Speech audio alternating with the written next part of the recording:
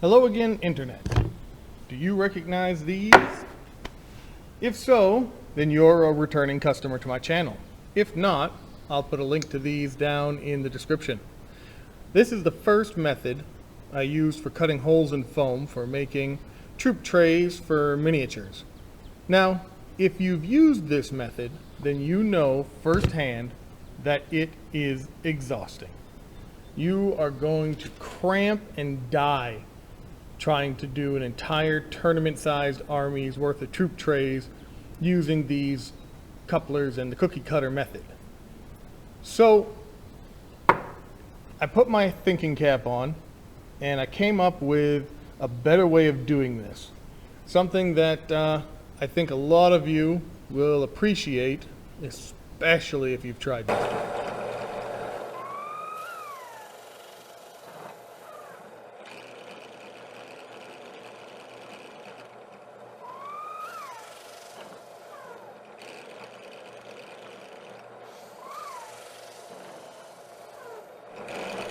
Here's the end result.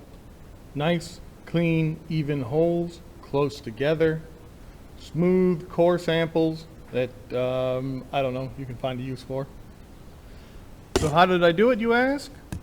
With one of these. These are cheap, like $6 a set hole saws. All I've done is in the bit that connects the hole saw to the chuck, I've removed the guide drill bit, I've removed the teeth, and I've sharpened the edges. I used a lot of the same techniques I used in making the copper cookie cutters. I used a cheap knife sharpener with this on my drill press to just go around the edge, filed off the teeth, and you're ready to go. So next, I'll just give you a quick demonstration of how I made these. So the first step is to get all the teeth off. I'm going to be using my handy dandy bench grinder for this because it is the most expedient method I have.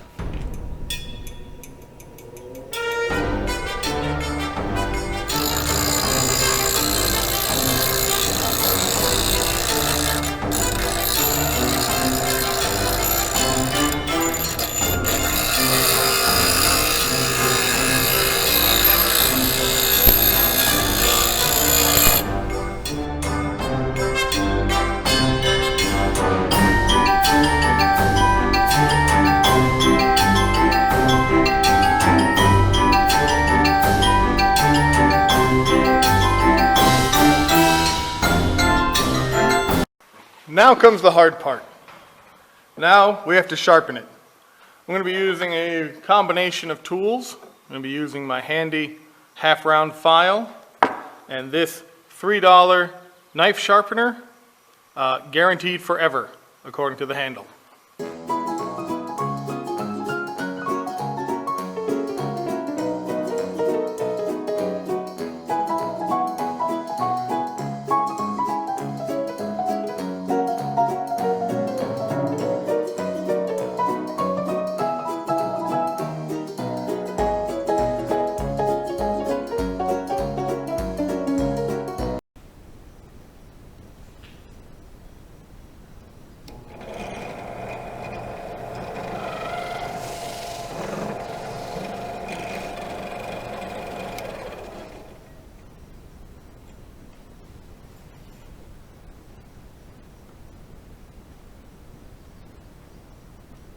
Now you might ask yourself, why not just leave the teeth on?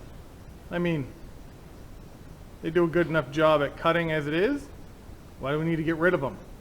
Well, I'll tell you, you might be able to cut the first hole, and you might even be able to cut the second hole. But once you start reducing the amount of material between the holes, generally, it's not going to take the force of a toothed saw. And it's just going to shred out, it's going to snag, the whole thing's going to go spinning. It's going to be a horrible mess. So trust me on this one. Grind off the teeth, sharpen it up. As you saw, one of these takes maybe 20 minutes to make, and then grit out your foam and go crazy.